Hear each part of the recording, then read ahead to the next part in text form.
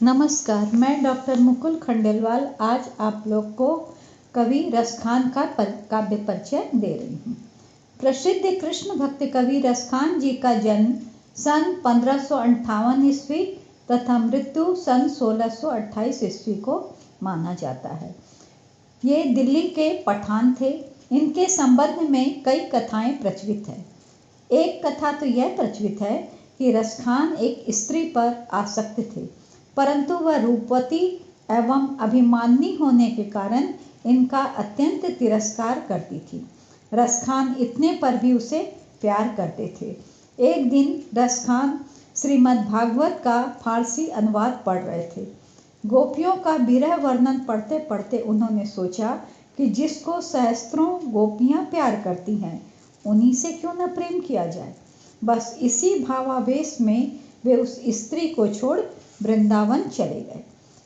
प्रेम वाटिका के निम्नलिखित दोहे से इस कथन की पुष्टि होती है। तोरी मानिनी ते हियो, फेरी मोहिनी मान, प्रेम देव की छवि ही लखी, भये मियाँ रसखान। रसखान की सुजान रसखान और प्रेम वाटिका नामक कृतियां प्राप्त हुई हैं।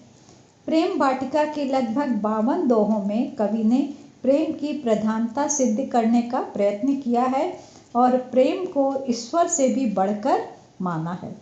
सुजान रसखान में कृष्ण विषयक कवित्व सवैया है और कवित्व की अपेक्षा सवैयों की संख्या अधिक है तथा इसमें कोई संदेह नहीं कि उनके सवैये हिंदी साहित्य में बेजोड़ हैं। राग रत्नाकर नामक उनका एक अन्य ग्रंथ भी कहा जाता है कि उन्होंने इस ग्रंथ की भी रचना की है।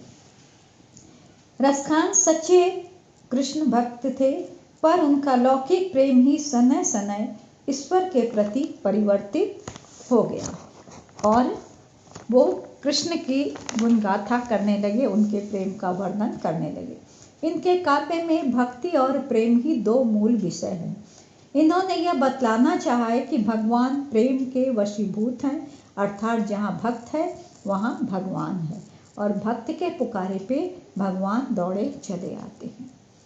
वे लिखते हैं, ब्रह्म में ढूंढियो पुराणन गायन, वेद ऋचा सुनी चौगुने चायना, देखियो सुनियो कबहु न कितु, वह कैसे स्वरूप ओ कैसे सुभायन, तेरत हेरत हार परियो, रसखानी बतायो न लोग लुगायन, देखो दुरियो वह कुंज कुटीर में, बैठो पलोटतु राधिका पायन।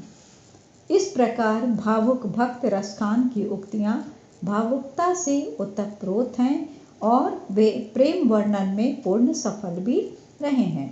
उनके प्रेम वर्णन में रीतिकालीन कवियों जैसी उच्छृंखलता व अश्लीलता नहीं है।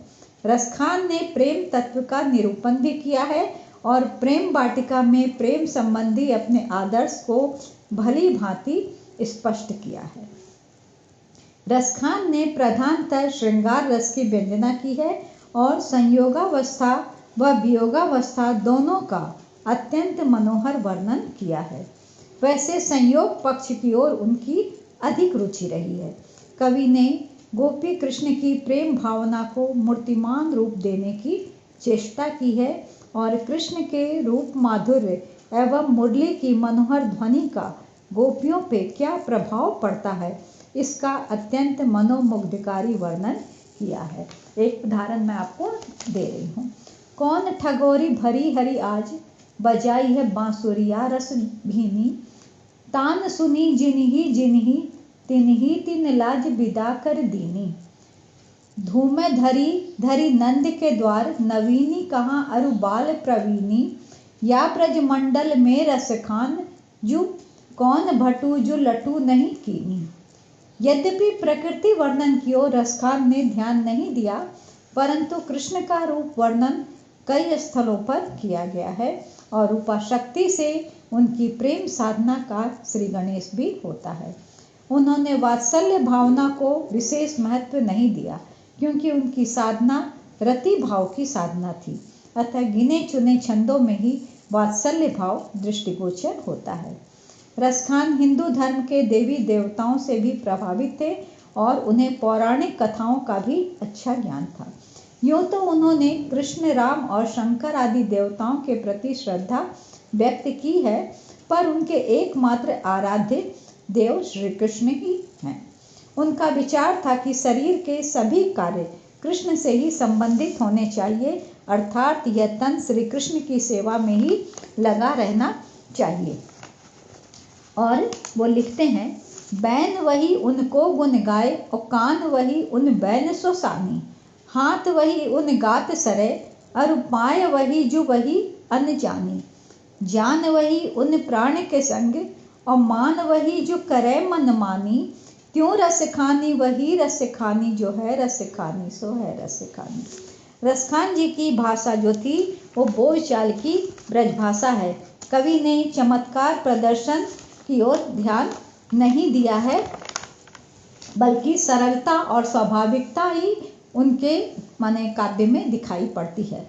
रसखान जी की वर्णन शैली भी स्वभावोक्त ही है और उनका ध्यान विषय की ओर ज़्यादा रहा है, न कि वर्णन की ओर। अतः चमत्कार प्रदर्शन की प्रवृत्ति उनमें कहीं दिखाई नहीं पड़ती। उन्होंने दोहा, सोरठा, कवित्त और सवैया नामक छंदों का प्रयोग किया है। उनके सवैये तो हिंदी साहित्य में अपना अद्वितीय स्थान रखते हैं। उनकी मृत्यु, जैसा मैंने पहले ही कहा, 1628 ईस्वी के आसपास हुई। धन्यवाद।